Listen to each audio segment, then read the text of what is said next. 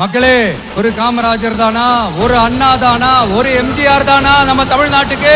அவங்கள மாதிரி வேற யாருமே வந்துட மாட்டாங்களா அப்படின்னு நீங்க ஏங்கினது எனக்கு தெரியும். நம்ம டிவிக்கு ஆட்சி அமைஞ்ச உடனே நம்மளுடைய குடும்பங்கள், நம்மளுடைய சந்ததிகள், நம்மளுடைய தலைமுறைகள் எல்லாருமே நல்லா இருப்போம், நல்லா இருப்போம், நல்லா இருப்போம். இளைஞர்களுக்கு ஏன் வேலை வாய்ப்பு இல்லாம போச்சு? போதைப் பொருள் கலாச்சாரம் ஏன் அதிகமா இருக்கு? சட்டம் ஒழுங்கு ஏன் சரியா இல்ல?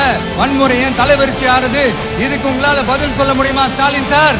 நாங்குநேரி பிரச்சனையை பத்தி பேசினா அது போதையில நடந்துச்சான்.